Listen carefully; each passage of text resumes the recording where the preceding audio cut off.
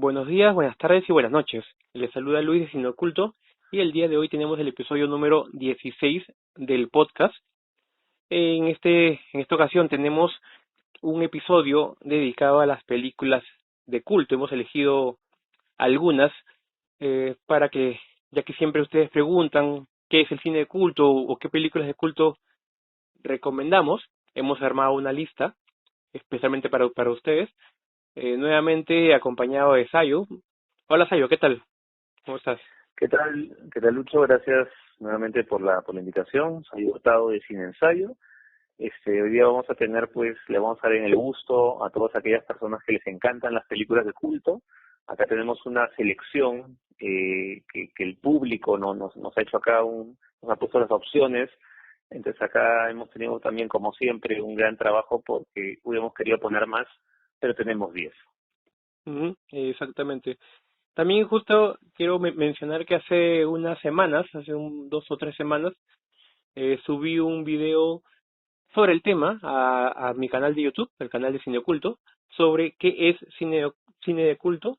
No mencionamos ejemplos, bueno, en la edición del video sí, pero no enumeramos ejemplos o una lista de películas de culto. Justamente por eso también este podcast va a servir para eso, ya que a propósito de ese video me preguntaron qué películas de culto recomiendan. Justamente hoy día vamos a recomendar, bueno, más que recomendar, vamos a mencionar 10 películas de culto que debes ver. Son obligatorias para que todo cinéfilo, todo aficionado al cine comience en este tipo de películas. Pero antes vamos a comenzar con las noticias del día. Sayo, cuéntame, ¿con cuál comenzamos? Muy bien, vamos a frotarnos las manos porque acá hay una noticia que ha removido el ambiente cinematográfico. Es acerca de la cadena HBO.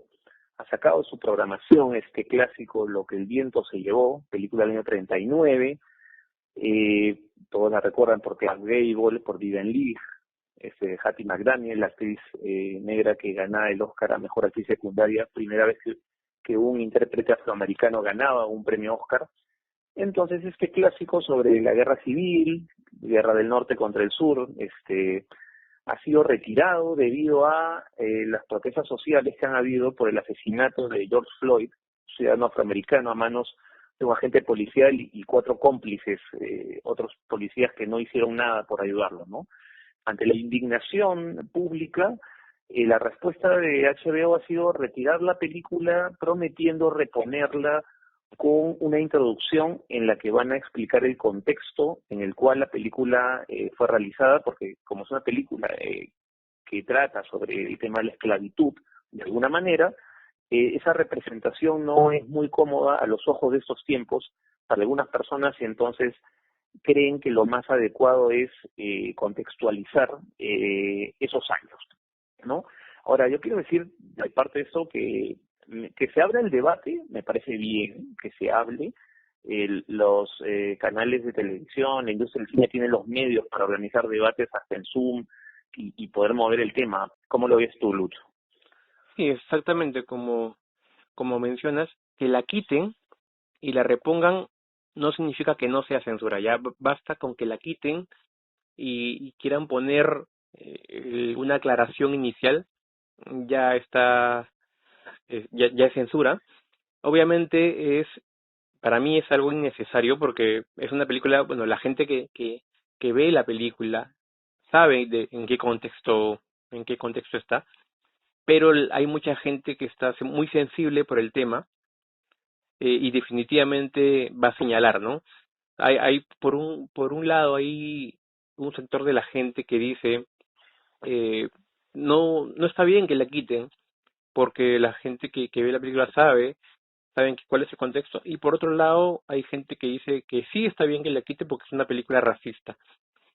Pero si comenzamos a pensar o a quitar películas que tengan racismo o que tengan machismo, entonces prácticamente nos vamos a quedar sin películas de los años 50, 60, 70, porque incluso nos quedamos sin todo el western de John Ford o películas similares, porque ese tipo de contexto es repetitivo en muchas clásicas películas.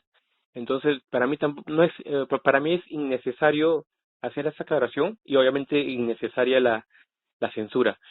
Pero ya bueno, ya está hecho. Esperemos que no se repita con otras películas porque sé que HBO tiene más películas clásicas que también hablan de temas similares, pero bueno, aún no han sido retiradas. Tal vez lo haga después, o no sé. Pero bueno, vamos a pasar a una siguiente noticia. Los espectadores tendrán su propia opinión sobre esto.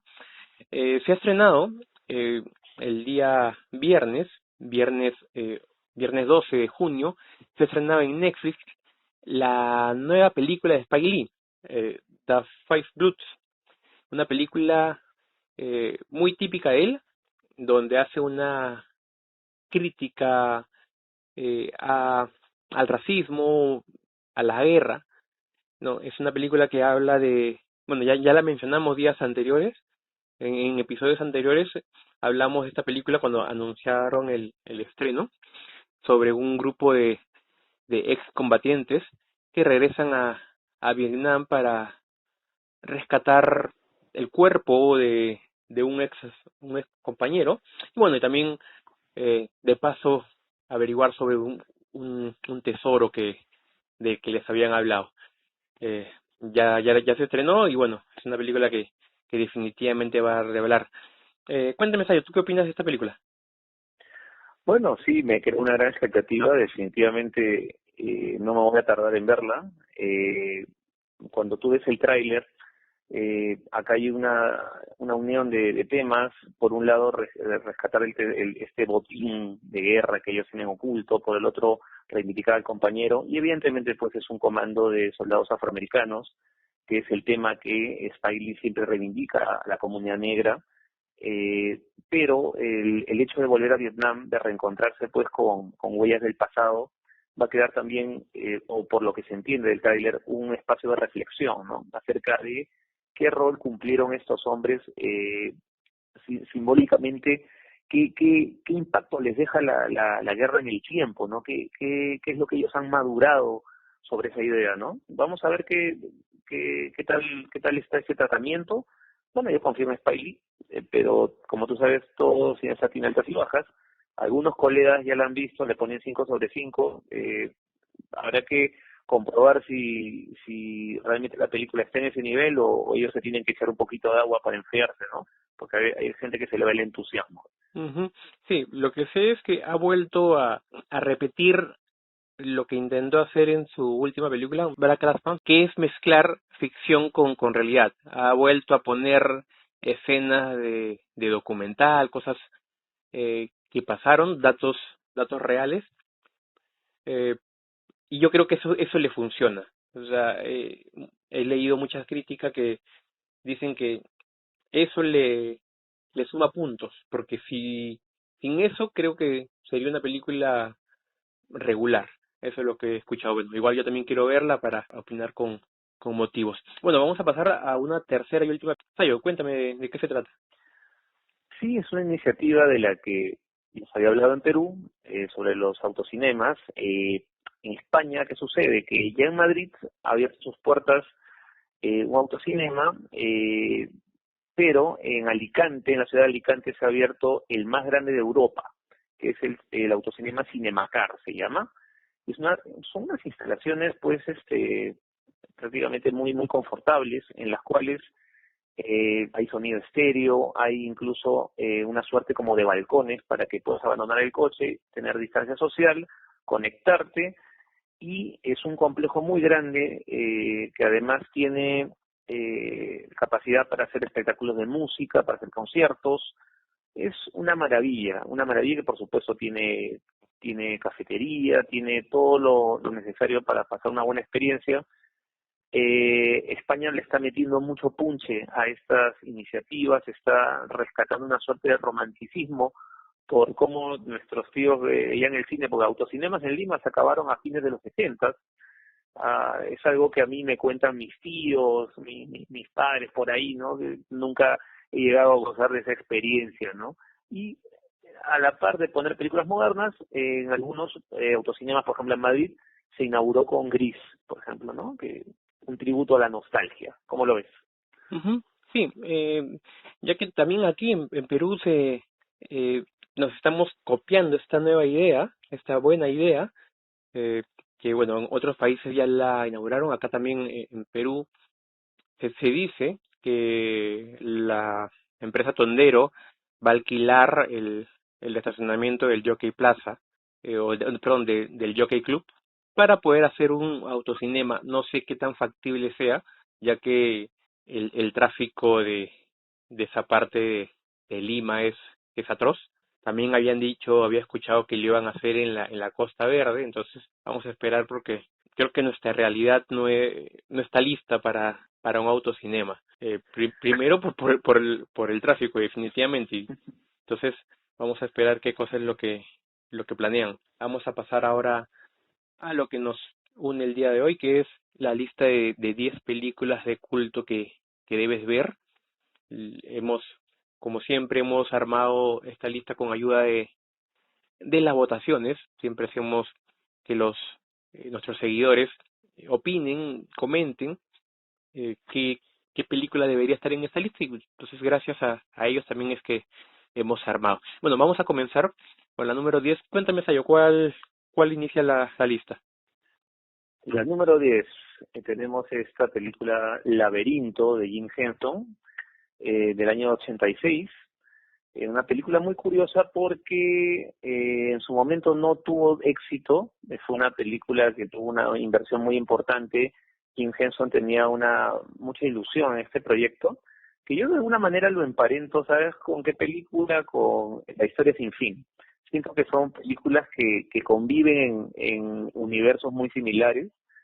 Y ya que La historia sin fin fue una película que creó tanta recordación, que fue un éxito de taquilla, yo creo que ellos pensaron que Laberinto también iba a tener pues un impacto similar, un tratamiento más adulto de alguna manera, Jennifer Connelly haciendo pues de una adolescente que está disgustada porque la dejan con su medio hermano, y ella dice, ay, ¿por qué no te llevan los duendes? Lanza como una especie de maldición y aparece el rey Jared, que es David Bowie, que vive en otra dimensión y se lo lleva y le dice, lo podrás recuperar en 13 horas si atraviesas el laberinto y todas las trampas y acertijos que hay, ¿no?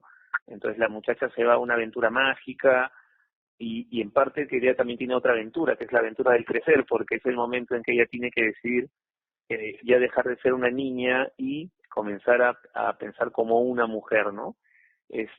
Obviamente el rey Jared de alguna manera está enamorado de la muchacha, el objetivo final es que ella se quede en el reino. Y la película a mí, yo la verdad, no me llamó la atención en su momento, me dio un poco de pereza, me gustaban más otras películas, pero luego la vi y me agradó bastante y me dio mucha pena que le fuera tan mal económicamente. Después pasan los años y la película tiene un reconocimiento, comienza a estar en boca de la gente y ahora ya creo que tiene tanta recordación como La historia sin fin. ¿Cómo la ves tú?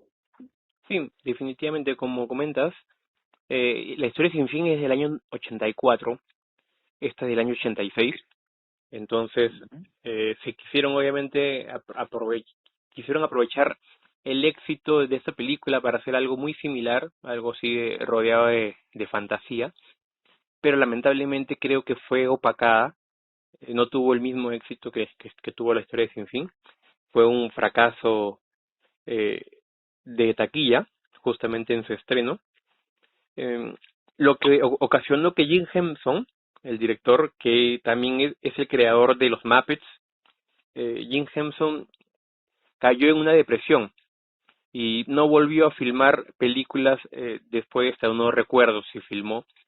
Entonces, como que dijo, ¿para qué si me va a ir tan mal haciendo esto?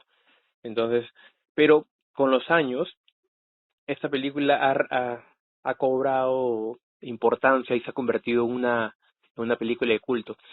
Y esto nos da uno de los primeros eh, requisitos de lo que es una película de culto, si es que se preguntan qué es que no necesariamente debe haber sido un éxito en taquilla, sino también vemos películas como esta que fueron rotundos fracasos. Una película como comentó Sayo, protagonizada por Jennifer Connelly, también junto a David Bowie. Algo importante de esta película es que tiene mucha inspiración de cuentos clásicos como Alicia en el País de las Maravillas y El Mago de Oz.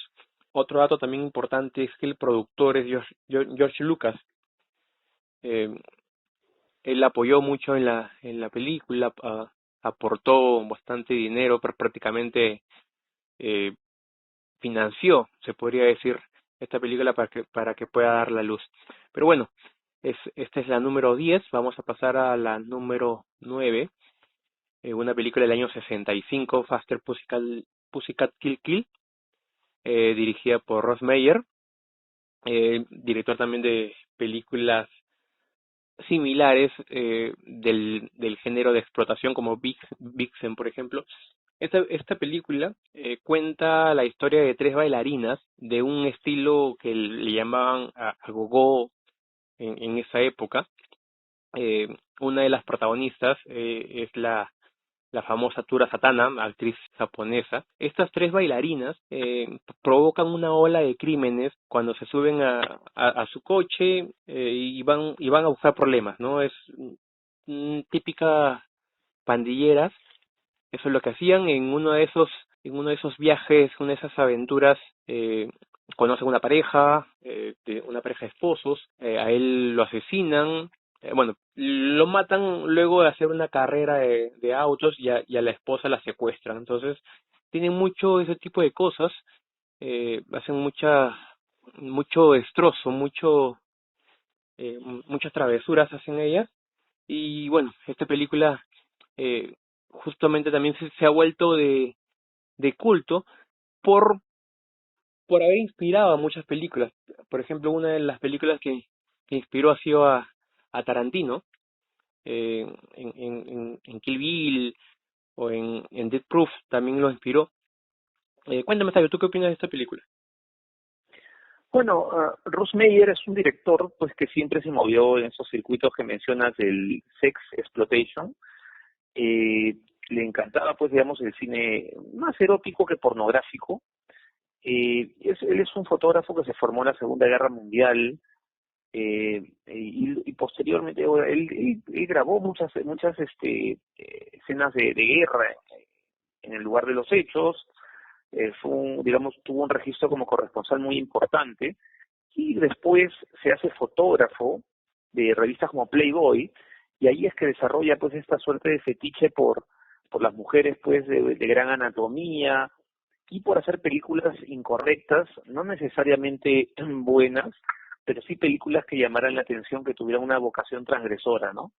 Faster Pussycat Kill Kill es como una película del año 64, para la época atrevida sin duda, de querer hacer una suerte pues de road movie, de mujeres asesinas, con una carga erótica de por medio, una película pues de absoluto rompimiento, pero no necesariamente pues una película de gran historia ni de gran maestría, una película con digamos bastantes torpezas, y en su momento fue un fracaso absoluto de público, de crítica, pero con el paso del tiempo, sobre todo las mujeres comenzaron a reivindicarlas porque era una respuesta femenina frente a una época en la cual la mujer pues digamos eh, no tenía las herramientas, no tenía los medios para liberarse, para ser ellas mismas.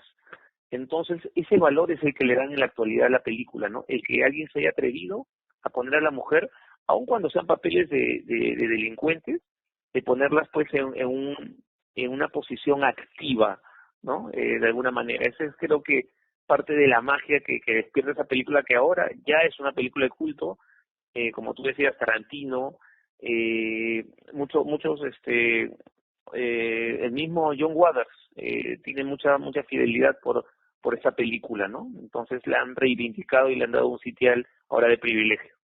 Ujú, sí, exactamente. Bueno, ahora ya que estamos en esta última década al menos, en la reivindicación de la mujer. Esta película se ha vuelto aún mucho más de culto.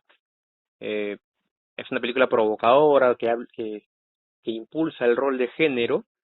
Entonces, por eso es que yo creo que eso también ha empujado el fanatismo de esta película. Pero bueno, vamos a pasar a la número 8. Sayo, ¿cuál sería? Bueno, la número 8 es Mad Max 2 de George Miller, una película del año 81, un cineasta australiano. Entonces, ¿qué es lo curioso de Mad Max 2? Que eso es una trilogía y que se está reiniciando porque había una cuarta entrega, un nuevo ciclo que empieza con Tom Hardy, ¿no? El mismo director George Miller. Lo que sucede es que la primera entrega de Mad Max del año 79-80 era una película más anclada en el mundo que vivimos. Dan a entender que es una sociedad futurista o camino a, pero una película hiperviolenta, con mucho, pues, mucha acción en la carretera. Pero en la segunda hay un salto, es decir, ya es una película post-apocalíptica, ya ocurrió la explosión atómica, ya ocurrió un desastre, y ahora la gente sobrevive como puede, y la gasolina pues es el medio de cambio, es el oro de la época para poder movilizarse. ¿En qué radica el culto alrededor de Mad Max 2? Que él es un antihéroe clásico, un tipo, un cínico, a veces no distingues muy bien si hace las cosas por conveniencia o por altruismo, no lo tienes tan claro, y el mundo en el que él convive pues, es un mundo de engaños, de cinismo, un mundo en el que de repente la persona que en el mundo anterior era un vagabundo, de repente ahora es una suerte de líder.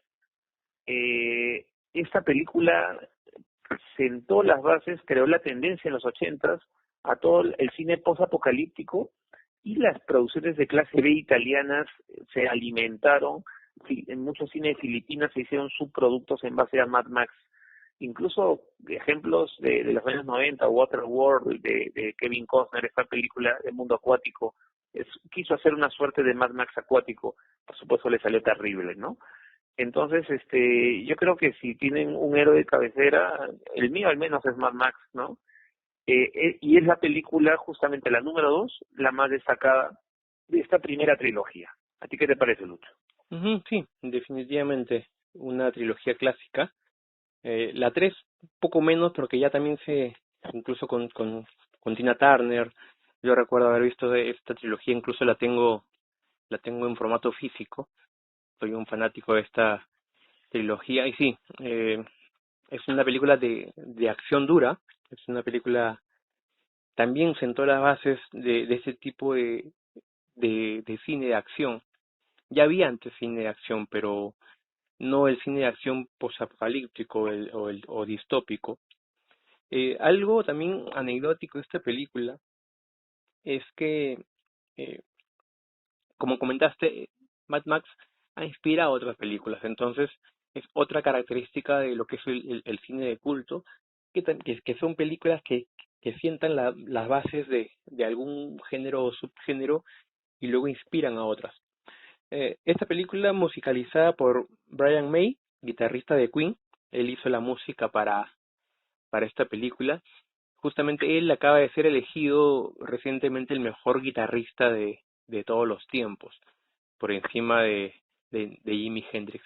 Justamente hace unos días ha salido la elección. Bueno, esta es la película número 8, Mad Max, la segunda. Obviamente la primera es un poco más dramática, creo yo, porque, bueno, eh, cuentan el por qué él se inició en esto, qué es lo que le impulsó a vengarse, a buscar justicia, y en la 2 ya es un superhéroe, ¿no? Ya es alguien que trata de, de luchar, de buscar justicia, de ayudar a los demás, ¿no? Él intenta ayudar a gente que no tiene para recursos, sobre todo la gasolina, y él se mete como que en pleito ajeno a ayudar a los demás. Bueno, vamos a pasar a la siguiente película, es la número 7. En este número está Eterno Resplandor de una mente sin recuerdos, una película de Michael Gondry del año 2004, el mismo director que años después hizo la Ciencia del Sueño con Gael García Bernal. Entonces ya nos dejaba claro que tiene algo ahí metido con lo que es el sueño, o los sueños, ¿no? Esta película, El Eterno Resplandor, protagonizada por Jim Carrey y Kate Winslet, recordada por Titanic. Acá ya cambió un poco el rubro se sentó también como una actriz dramática. Esta película, ya bueno, la deben conocer muchísimo. Cuenta sobre una pareja que al parecer es una pareja ideal, son felices, pero luego con el paso del tiempo ella decide olvidarlo a él, y recurre a cierta tecnología, eh, para hacer que lo saquen de su cabeza, de sus memorias. Bueno, básicamente en eso gira la película, ganadora del Oscar a Mejor Guión Original, guión de Charlie Kaufman, que también escribió películas como Quiere ser John Malkovich o Ladrón de Orquídeas, y también luego dirigió Anomalisa. Cuéntame, Sayo, ¿tú qué opinas de esta película? Bueno, esa es una película que cautiva mucho a los jóvenes, sobre todo a la gente de esta generación, por la fórmula narrativa. Es una historia de amor que no es común, y que desde la clave que le gusta manejar a Michel Gondry, que es un director francés, muy relamido, un poquito rebuscado a veces, entonces hace este cruce entre, te sorprende primero viendo que ellos se dirigen al pueblo de Montauk, y lo que tú piensas que es el inicio de algo, en verdad es la secuela de algo. Ellos ya tienen la memoria borrada, entonces la narración da vueltas entre presente y pasado para conocer cómo es que ellos ya tenían una historia y resulta que había un borrón y cuenta nueva y tienen la oportunidad de volver a empezar, ¿no? Entonces, todo este juego entre lo que fue y lo que es ahora, lo que ellos desconocen, lo que se van enterando y el momento de las decisiones, teniendo ya, digamos, las cartas sobre la mesa, es lo que más cautiva al espectador, ¿no? Es una película definitivamente original, sorprendente por esta idea, ¿no? De una tecnología que ciertamente no existe, no se vayan a emocionar, no vayan a pensar que pueden ir a algún lugar a borrar sus sueños. Y lo que sí me sorprende a mí, me saca un poco, que esa película que creó tanta conexión, y luego Michel Gondry se mandó a hacer otras cosas, dirigió La Dispón Verde, eso sí nunca lo voy a entender. ¿Cómo alguien con una vocación de ruptura tan grande pudo haber hecho una cosa tan mainstream, tan tonta? Bueno, en fin. El sucio dinero le llama. Yo justo también tuve la oportunidad de poder llevarla al cineclub. Justo la llevé para febrero, para el mes del amor, una película que realmente siempre, creo que la he llevado 2 veces en total, y las 2 veces siempre lleno total, la gente llorando, gente feliz igual por esta película. Realmente es una gran película original sobre todo. Bueno, vamos a pasar a la número 6. Sayo, ¿cuál sería la número 6? Oh, prepárense. Ese es The Room, La Habitación, del año 2003 de Tommy Wiseau. Ahora sí no voy a ponerme censuras, no me gustan, no soy amigo de ellas. Este, esa es una película hecha realmente por una persona que tiene una visión distorsionada de lo que es hacer cine. Es una suerte de Ed Wood, pero yo creo que Ed Wood tenía muchos más méritos. Tommy Wiseau es un personaje extravagante, que quiere llamar la atención, ansioso de ser reconocido en los medios, y eso ya es un personaje mediático, absolutamente. El nombre de Tommy Wiseau ya es referencia de algo más bien kitsch en sí mismo. Entonces, él consiguió dinero, nadie sabe cómo consiguió alrededor de 100 millones de dólares de su patrimonio, en base a qué, nadie lo sabe. Realizó esta película, que de alguna manera pues para mí es un culebrón porque son desencuentros amorosos de un banquero que él lo interpreta un tal Johnny, y su novia Lisa, que él es infiel, que está con él por interés. Entonces casi todo ocurre en la casa de la mansión donde vive este hombre, La película pues es un tratado de gratuidad absoluta, el guión es malísimo, ocurren acciones que no tienen sentido, es como que se van a comprar una cafetería y piden, por favor, me da mi pedido, sí, ¿cuánto cuesta? $18. Ah, ya está bien. Y ese tipo de situaciones se reiteran, como si fueran una especie de relleno o fueran la mirada inexperta, absolutamente inexperta de alguien. Él es un actor fallido, ridículo, y la película, debo decirlo, es de alguna manera la reinterpretación de todos los códigos de cliché de la telenovela estadounidense, de los culebrones estadounidenses. Entonces, es un bodrio absoluto, pero si tiene algún valor es porque se hizo la película Disaster Artist de James Franco. James Franco hizo de Tony Wiseau, y la verdad, el valor que le pueden dar como película de culto, que lo tiene porque el público se lo ha asignado, pero es una película no para cinéfilos, es para antropólogos del cine, para gente amante de los fetiches, de las cosas raras. Pues de repente hay gente que le gusta, pues, no sé, un auto transparente, un auto de 3 ruedas. Bueno, eso es lo que es Room para mí, literalmente. ¿Y a ti qué te parece, Lucho? Sí, definitivamente es una película que ha sido catalogada como la peor película de la historia. Entonces, con ese título ya te dice todo. Una película escrita, dirigida, producida por Tommy Wiseau. Entonces, él hace todo y todo lo hace mal. Eh, Siempre me preguntan por qué esta película se ha vuelto de culto y no otras películas malas se han vuelto de culto. Entonces, yo creo que uno de los méritos de esta película es que Tommy piensa que está haciendo las cosas bien. Hay otras películas malas, eh, tipo serie B, que son malas a propósito, ¿no? Ellos quieren hacer una película mala, ¿no? Tipo el el Vengador Tóxico, por ejemplo. Pero The Room, él piensa que está haciendo su obra maestra, pero no, o sea, es totalmente fallida. Bueno, y como dices, yo creo que por eso el fetiche de, de ver algo tan malo es lo que le ha vuelto de culto, ¿no? ¿Cómo habrá comenzado a distribuirse esta película por aquella época? Habrá sido tipo, como ahora nos pasamos videos o memes, eh, habrá sido algo así, ¿no? Mira esta película, mira qué tan mala es, ríete. Y mientras todos se la pasan, obviamente les va gustando, ¿no? La publican, de repente la habrán proyectado en algún cineclub para burlarse y sin querer esa gente la volvió de culto, ¿no? Ahora, obviamente, esta película ha vuelto a crecer, a ser llamada, a llamar la atención por esta película que hizo James Franco, The Disaster Artist, que fue justamente una película que ganó un premio importante, la Concha de Oro en San Sebastián. Entonces no es poco lo que hizo. Es increíble eh, que una película sea tan buena, pero que sea sobre una película tan mala.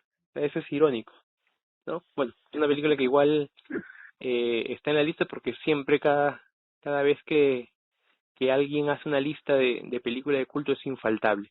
Y otro requisito, otro dato importante de las películas de culto que no necesariamente deben ser buenas, ¿no? Hay películas buenas, hay malas, hay muy malas y hay esta.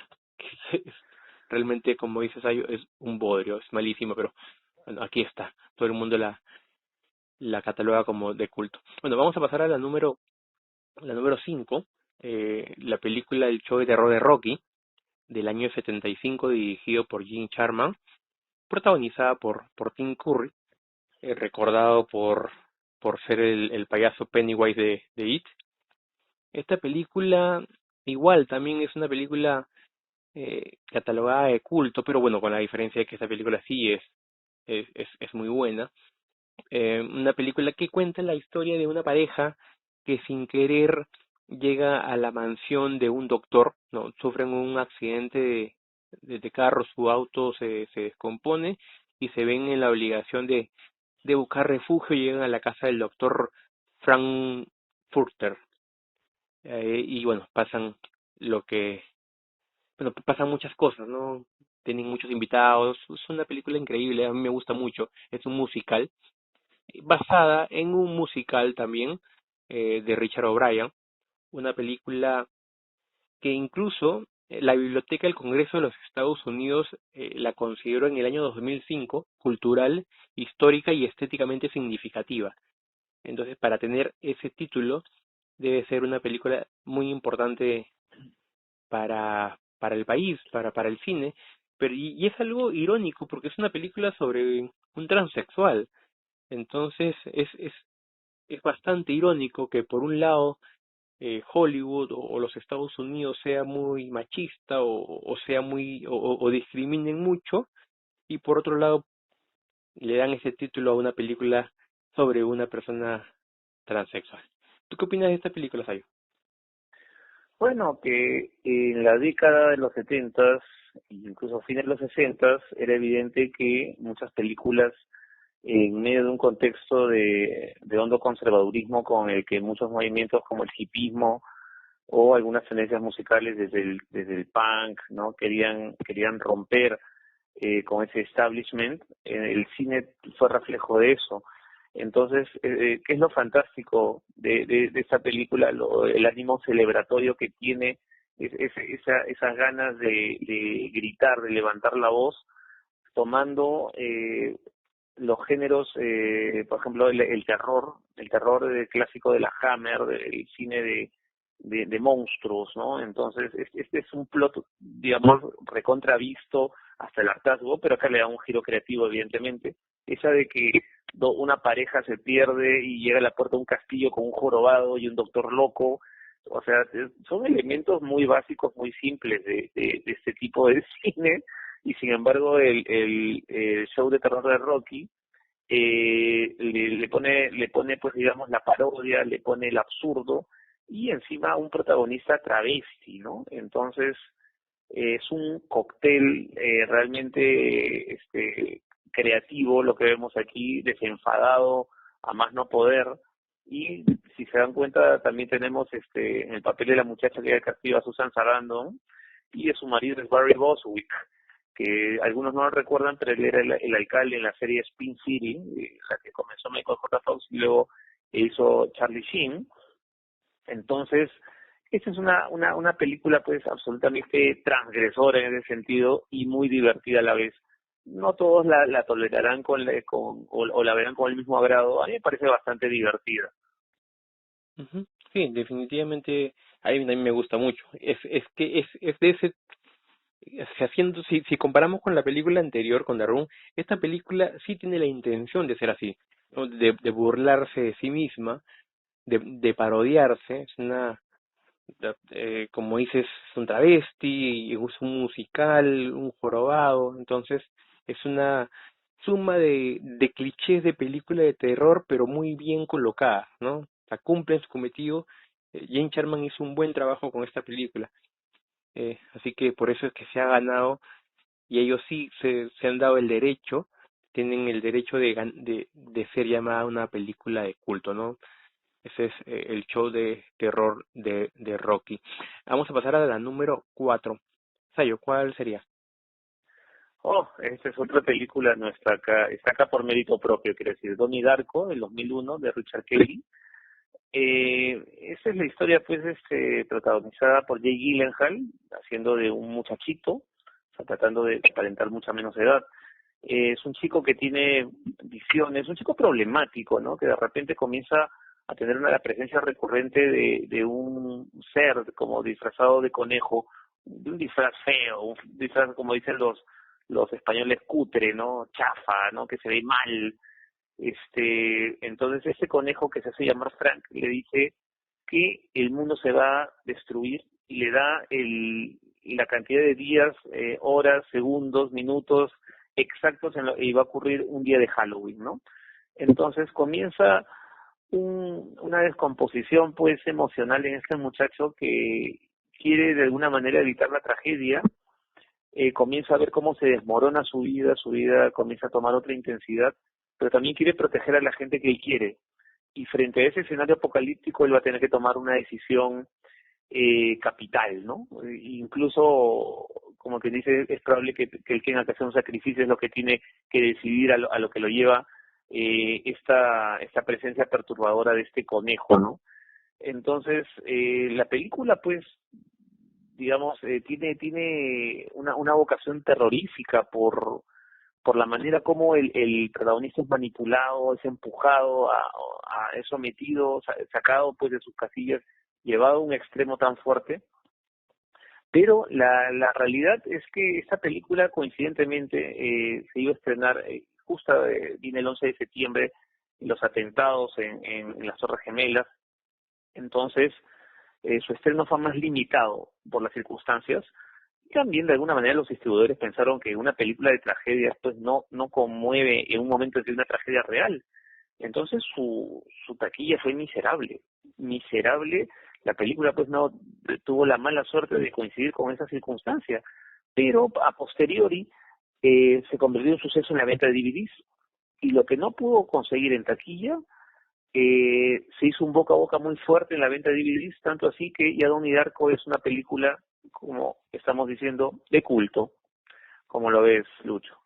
Sí, exactamente como comentas, tuvo un estreno muy limitado, ya que su estreno estaba planeado eh, para octubre de 2001. ¿No? Recordemos que en septiembre fue lo del atentado, entonces tuvo muy mala suerte de coincidir con este evento. Como ahora muchas películas tienen la mala suerte de estrenarse justamente en pandemia, Donnie Darko tuvo la mala suerte de estrenarse justo cuando en el atentado de las Torres Gemelas. Pero afortunadamente tuvo el boca a boca, tuvo sus estrenos en cineclubs, entonces tuvo la posibilidad de poder llegar. Y muchas veces el boca a boca hace crecer la película mucho más, incluso su estreno en cine. Y aparte de esa película, Donnie Darko habla sobre un accidente de avión. Entonces, con mucha más razón, no podía estrenarse por esos días, ¿no? Era terrible hablar justamente sobre el tema. Una película que justo Donnie Darko ha sido la portada del video que hice sobre qué es cine de culto, porque yo creo que es una de las películas que representan mucho lo que es el cine de culto, ¿no? O sea, lo que uno cree y quiere llamar al cine de culto. Una película que no tuvo un buen estreno, que llegó a convertirse en cine de culto más que todo por el boca a boca, ¿no? Por recomendaciones, por una cultura, un culto. Entonces, yo creo que si alguien me dice qué define el cine de culto, este es un claro ejemplo, ¿no? Donnie Darko del año 2001. Bueno, vamos a pasar a la siguiente película, la número 3, El Vengador Tóxico del año 84, dirigido por Michael Herz y Joy Kaufman. Estos dos directores crearon una productora llamada Troma Entertainment, quienes han hecho otras películas muy similares del cine serie B, serie Z, eh, como El Condón Asesino, Tromeo y Julieta, Poltergeist, que es una especie de La Noche de los Muertos Vivientes, pero con pollos. Es una película así de fulgore, zombies, sí, bastante, bastante graciosa. Se la recomiendo si que no la conoce. Esta película, El Vengador Tóxico, cuenta la vida de Melvin, un limpiador que trabaja en un gimnasio, pero bueno, es un nerd, y mientras huye una pandilla de jóvenes que le hacían bullying, de casualidad cae en una especie de recipiente donde hay material tóxico. Y ese ácido, ese material, lo convierte en un mutante, ¿no? Un monstruo con sus propios poderes. Y bueno, él luego de esto decide hacer el bien, convertirse en un superhéroe y liberar a la ciudad del mal, ¿no? ¿Qué opinas de esta película, Sayo? Bueno, esa es una idea también, otro plot que es bastante común en la historia del cine, el plot de la venganza, ¿no? El plot de la venganza de la persona a la que la vida se le destruye, se le cambia de manera violenta, y la respuesta frente a esta violencia es la venganza, ¿no? Lo pueden encontrar desde El Vengador Anónimo, lo pueden ver en Darkman, El Rostro de la Venganza, o incluso en una serie de subproductos y de películas bastante malas. Yo recuerdo una que yo veía en la televisión en los 70 que se llamaba El Genio Malévolo, pero eran películas que tenían efectos muy malos, pero se la tomaban en serio en el sentido de que querían darle seriedad a algo con unos efectos terribles. El Vengador Tóxico, ¿qué es lo que uno celebra al verla? Que el Vengador Tóxico quiere parodiar, quiere reírse de sí mismo y lo consigue. Tiene un nivel de trucaje pues ínfimo, pero ellos esa carencia la convierten pues en un acto celebratorio. Incluso hay toques de violencia bastante gore, típicas del género, no sin una película absolutamente comprometida con el género. Tiene también algo de sexo, algo de sex exploitation, pero la manera como lo grafican pues es burdo, es tan desenfadado que terminas riéndote. Entonces, lo que el director consigue acá, a pesar de que esa película pues es una película bastante precaria, pero te logra arrancar las risas por la manera tan elemental como plantea su puesta en escena, por los absurdos que te propone y por su visión absolutamente delirante. O sea, El Vengador Tóxico es una película que seguramente Tarantino la tiene ahí en su biblioteca y ha inspirado a muchos directores en su búsqueda personal. Y yo no me quiero reventar cohetes acá, pero Lucho ha visto al Hombre Puz, que es un corto que yo hice en la Mercedes en los 90, pero ojo, yo no había visto El Vengador Tóxico, yo la vi después, ¿no? Porque mucha gente me dice, oh, esto parece El Vengador Tóxico. No sé si me estaban halagando o me estaban echando piedras, ¿no? Justo te iba a comentar sobre tu corto, ¿no? O sea, el Hombre Puz, un cortometraje que Sayo hizo en la época de universidad. Yo también pensé que era inspirado en El Vengador Tóxico, pero me acabo de enterar que no. Pueden ver otras películas, como les comenté, de Troma Entertainment. Bueno, vamos a pasar a la número 2. Sayo, ¿cuál sería? Oh, esta película y muchos la tienen en la cabecera, Pink Flamingos, año 72, de John Waters. Esa es una comedia negra de un género que se le llama el camp, ¿no? Tiene elementos de exploitation, evidentemente, pero el camp es una mezcla de humor, ironía y exageración pura. Y esta película lo tiene, ¿no? Es una película hecha con actores no profesionales.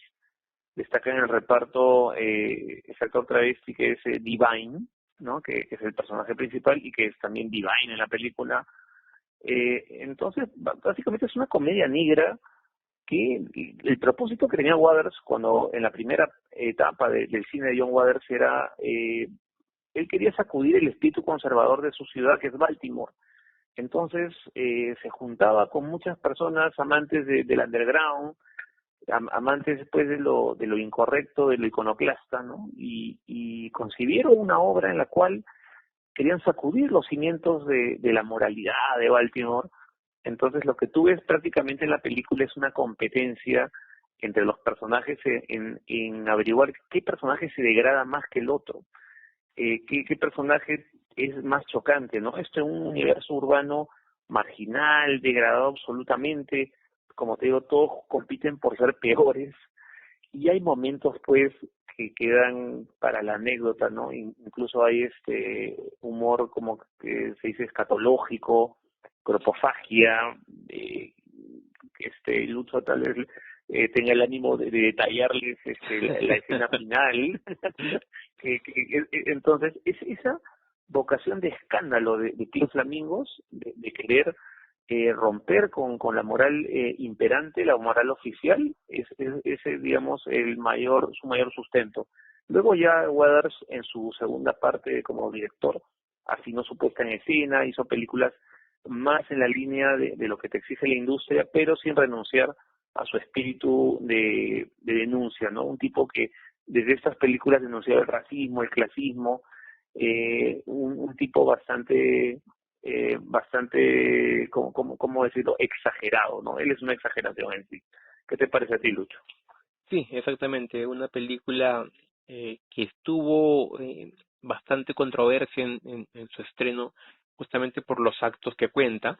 Eh, tiene escatofagia, tiene cosas de, no sé, llamarle zoofilia o cosas así, tiene cosas, pero es una comedia negra, ¿no? Todo lo toma por lo gracioso, no espanta a nadie, me refiero, no espanta de indignar, sino de asquear, que eso es lo que quiere la película. Justamente Divine está considerada acá en esta película como la persona más inmunda del mundo. Entonces, con ese, con ese apelativo ya sabes qué es lo que vas a ver, ¿no? Es una mujer, Divine es una drag queen, es una obesa, su familia es disfuncional, tiene bueno, es bastante sucia su familia. Entonces, bueno, una de las escenas, por ejemplo, ya que Sayo la comentó, la escena final, eh, en la que hay un perro en la calle, el perro de Feca, y ella coge el excremento y se lo come. Entonces, eso es simplemente para contarles un pequeño detalle de lo que van a encontrar en esta película si es que deciden verla. Eh, lamentablemente por ese tipo de hechos o cosas o datos de esta película es que se ha vuelto de culto. Un clásico de lo que es la comedia basura o la comedia americana trash, que así le llaman, ¿no? Es una película realmente también, yo no sé si es una película mala como The Room, pero sí es una película, no sé, con inmundicia, que esas películas que no te dan ganas de volver a ver. Yo la he visto una vez y no quiero verla de nuevo, aunque no es una película que cuenta, que no tiene sentido, tiene cosas, detalles que realmente no quisiera volver a ver, porque bueno, no quiero verla, no quiero ver a Divine haciendo cosas con su hijo, por ejemplo, cosas así. Entonces, una película bastante, de repente, controversial. Bueno, vamos a acabar ya con ese tipo de películas para pasar a una película de verdad, que es la película número uno, que encabeza la lista de películas de culto, es El Topo, de Alejandro Jodorowsky, del año 70, una película que tiene, y yo no sé si está confirmado, pero es probablemente la primera película en tener el apelativo de película de culto, ¿no? O sea, antes de esta película no se usaba ese término.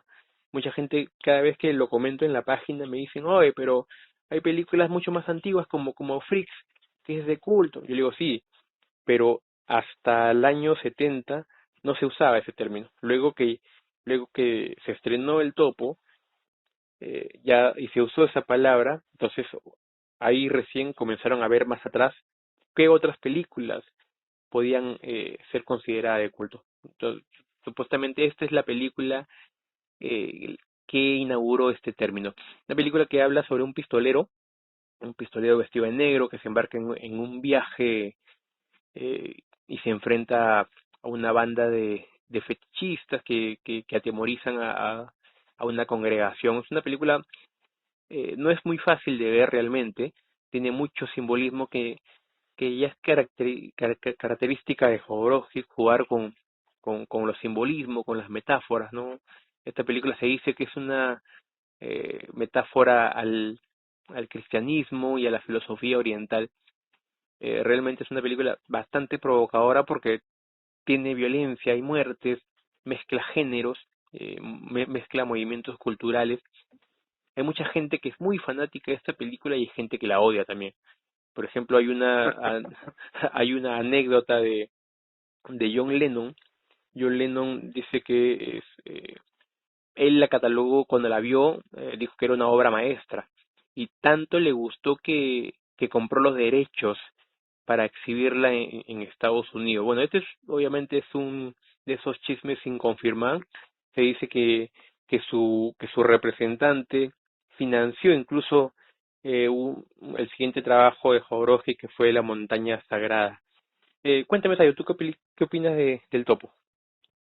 Bueno, ahora que mencionaste este episodio con John Lennon, yo creo que el gusto artístico de John Lennon, no digo por la música, por el arte en general, yo creo que se ha entredicho desde que estaba con Yoko Ono.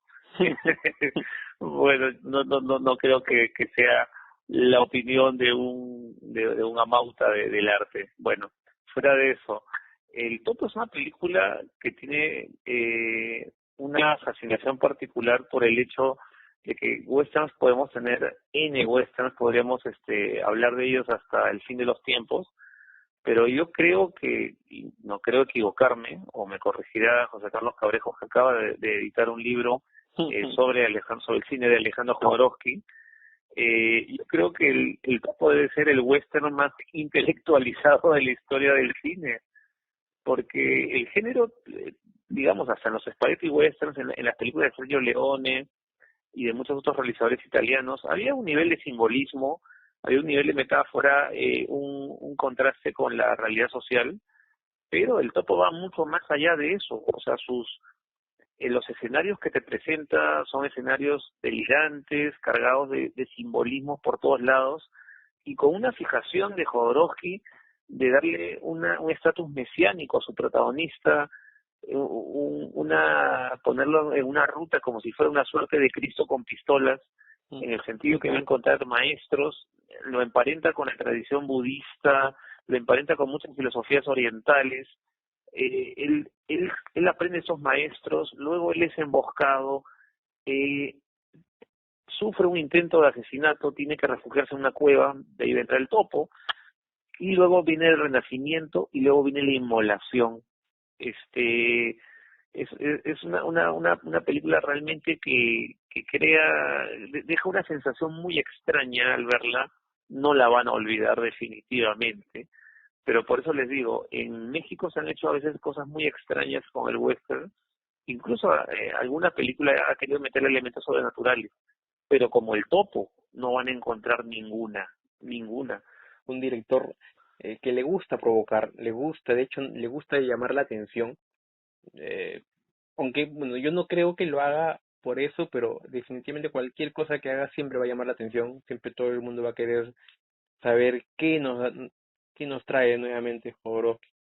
Y El Topo es, bueno, se podría decir que es su película más representativa, encierra todo lo que es Jodorowsky. Yo creo que también incluso es su mejor época, su mejor película, porque ya también tiene otras, bueno, tiene Santa Sangre, por ejemplo, que también es buenísima, pero creo que es una película mucho más redonda de lo que él es como director, ¿no? Y bueno, ya este es El Topo del año 70, la película que encabeza la lista. Voy a recordar nuevamente las 10 que hemos nombrado.